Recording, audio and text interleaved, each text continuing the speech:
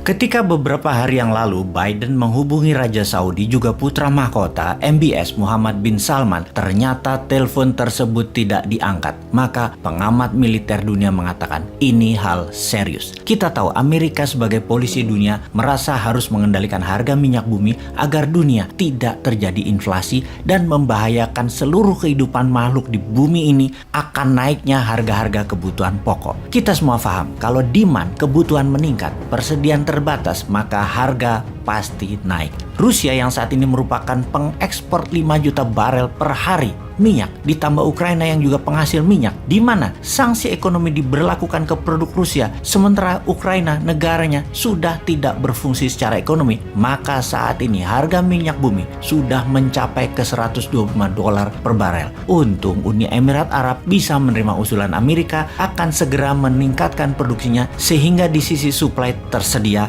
banyak, dan rumor itu cukup membuat harga minyak bumi turun ke harga $106 per barelnya hari ini. Namun Arab Saudi, penghasil 40% kebutuhan dunia akan minyak, tidak mau meningkatkan kapasitasnya karena sangat menikmati naiknya harga saat ini. Kita tahu Saudi adalah sekutu Amerika, namun untuk satu hal ini, meningkatkan produksi minyak, Biden telepon gak diangkat adalah bentuk perlawanan Saudi, bentuk ketidaktaatannya MBS kepada Biden. Harga minyak di atas $105 per barel membahayakan ekonomi Amerika. Titik rapuhnya adalah ketika harga minyak bumi di atas $125 per barelnya. Kita bahas mengenai geopolitik dunia sebelum membahas rinci masalah efek kenaikan harga minyak bumi ini. Tidak tunduknya Arab Saudi menambah deretan negara-negara dunia melawan hegemoni Amerika. Setelah Tiongkok melakukan banyak hal sejak tahun 90-an, mulai dari peniru atau imitating country, kemudian menjadi negara pencetak uang, kemudian menjadi negara penerima shadow banking, uang haram, puncaknya di tahun 2013 dengan strategi obor.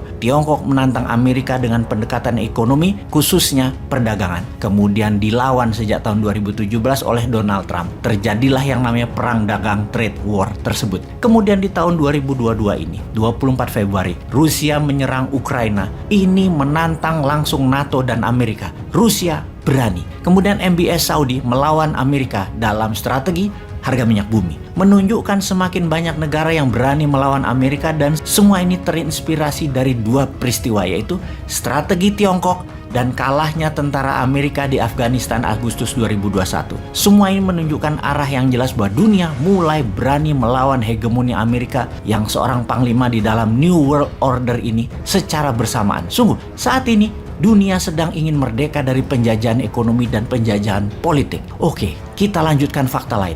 Saat ini, Jepang mengklaim balik Pulau Kuril yang menjadi wilayah sengketa dengan Rusia. 2 hari yang lalu Jepang mengklaim hal tersebut. Kuril Island menjadi bagian dari Jepang kembali, dan terlihat Jepang mengambil tindakan militer setelah Amerika menyetujui dan mengirim sebagian kekuatan naval dari Armada ke-7. Kuril Island sangat dekat dengan Okinawa, markasnya Armada ke-7, markasnya The Seventh Fleet. Apapun itu menandakan ketegangan semakin meningkat di dunia ini. Kita harus waspada. Indonesia harus waspada. Pemimpin tertinggi di banyak negara hampir semuanya sudah memberikan nation speech atau pidato kenegaraan resmi kepada rakyatnya apa yang negara akan lakukan kalau skenario terburuk terjadi. Oh, gua lupa. Bos tertinggi kita semuanya nggak pernah formal ngomongnya, terkadang terkesan no direction, sehingga menteri utama yang mengarahkan perintahnya, bukan seperti Zelensky yang memimpin langsung dengan gagahnya tanpa pakai menteri-menterinya.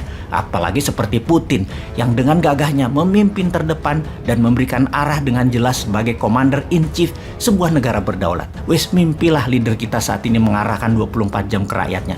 Nanti aja tunggu Numan urusan bernegara yang directed leadershipnya jalan. Kembali ke topik. Perlawanan terhadap Amerika ternyata bertambah. Siapa lagi yang melawan? Negara Eropa Barat. Hingga hari ke-15 penyerangan Rusia ke Ukraina, tidak juga melakukan sanksi ekonomi secara utuh ke Rusia.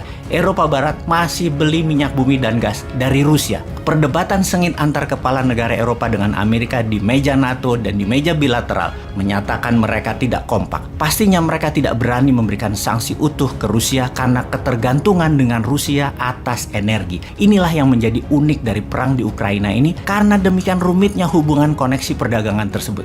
Rusia itu penghasil gandum 50% dunia, penghasil 12% minyak bumi dan produsen nomor 3 terbesar atas oil and gas, di mana Eropa Barat 60% bergantung kepada Rusia dalam hal energi.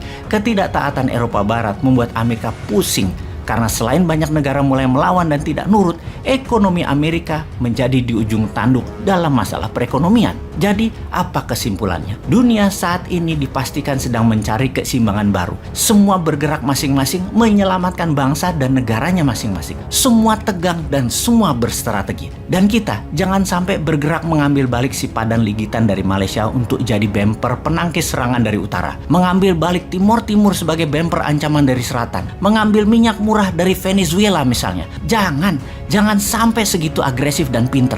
Jangan, tetaplah tidak peduli, tetaplah ngurusi proyek-proyek, dan tetaplah perpanjangan jabatan tersebut.